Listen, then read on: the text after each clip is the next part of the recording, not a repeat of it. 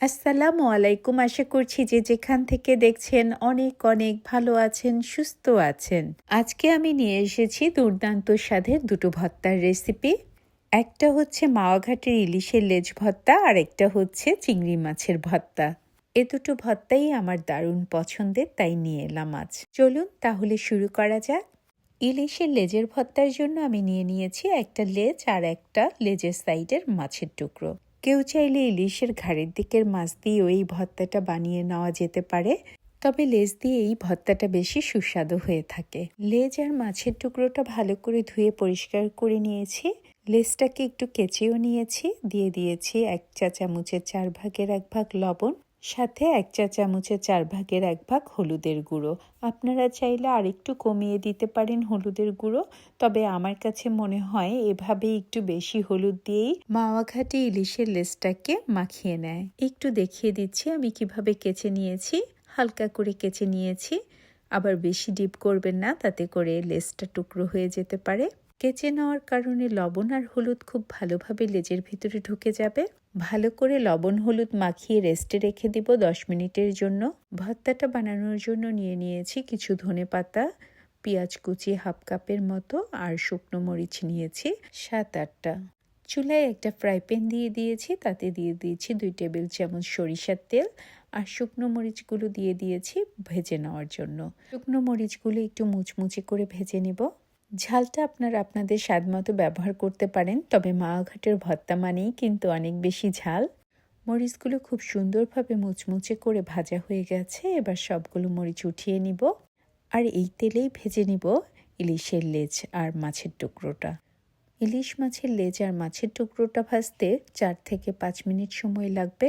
খুব সুন্দরভাবে বাহিরটা মুচমুচে হয়ে ভিতরটা পুরোপুরি সুসিদ্ধ হয়ে গেছে। এবার আমি একে একে মাছের টুকরো আর লেজটা উঠিয়ে নিব। এবার একটা প্লেটে উঠিয়ে নিয়েছি, সাথে মরিচগুলো উঠিয়ে নিয়েছি। এবার ভর্তা করার একটা স্টিক দিয়ে লেজের মধ্যে চাপ দিয়ে বড় কাঁটাটা বের করে নিব। একইভাবে মাছ থেকেও বড় কাঁটাটা বের করে নিব। তারপরে খুব ভালোভাবে লেজ আর মাছ থেকে কাঁটাগুলো বেছে নিব। মাওয়া ঘাটে সবচেয়ে বড় কাঁটাগুলো বেছে ফেলে, 2-1টা কিন্তু ছোট কাঁটা থেকেই যায়। তবে আমরা যেহেতু বাসায় করছি, খুব ভালোভাবে কাঁটাগুলো বেছে নিব। কাঁটা কিভাবে বাছতে হয় সেটা কম বেশি সবাই আমরা জানি, তারপর একটু দেখিয়ে দিচ্ছি কিভাবে আমি বেছে নিচ্ছি। খুব সহজভাবেই কাঁটাগুলো বেছে নেওয়া যাচ্ছে। ভর্তা ম্যাশার দিয়ে একটু করে প্রেস করছি, মাছগুলো ম্যাশ হয়ে যাচ্ছে আর কাঁটাগুলো দেখা যাচ্ছে। এভাবে করেই কাঁটাগুলো বেছে নিচ্ছি। সবগুলো কাঁটা খুব ভালোভাবে বাছা হয়ে গেছে। এবার মরিচের মধ্যে লবণ দিয়ে হাতের সাহায্যে আধ ভাঙা করে নিব। এখানে আমি মাছ হিসেবে 1 চামচের 4 ভাগের 1 ভাগ লবণ দিয়েছি, আপনারা আপনাদের স্বাদ মতো দিয়ে দিবেন। খুব সুন্দরভাবে হাতের সাহায্যে মরিচগুলোকে আধ ভাঙা করে নিয়েছি। এবার দিয়ে দিলাম হাফ কাপ পেঁয়াজ কুচি। মাওয়া ঘাটে এরকমই দেওয়া হয়ে থাকে, আর একটু বেশিও দিতে পারেন। এবার খুব ভালোভাবে মরিচের সাথে পেঁয়াজটা মেখে নিব। দিয়ে দিলাম কিছু ধনেপাতা। সচরাচর আমরা ধনেপাতাটা ইলিশ মাছে ব্যবহার করতে চাই না, তাতে করে ইলিশ মাছের স্মেলটা চলে যায়। তবে এই ভর্তাটাতে ধনেপাতা দিলে এক্সট্রা স্বাদ যোগ হবে।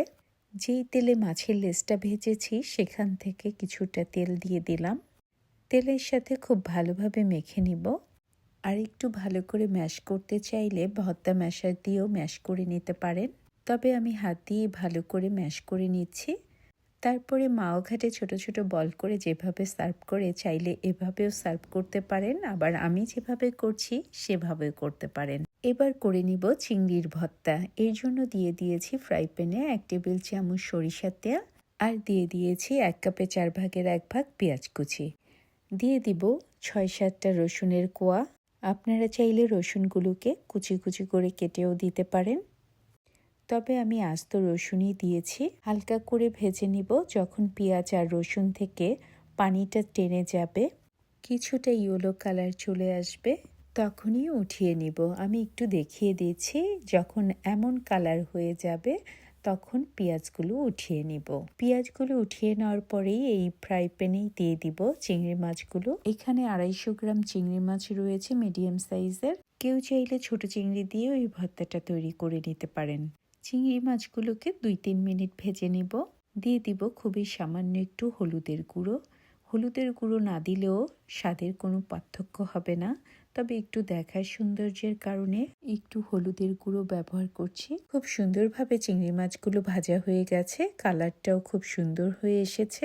এবার চিংড়ি মাছগুলোকে উঠিয়ে ঠান্ডা করে নেব।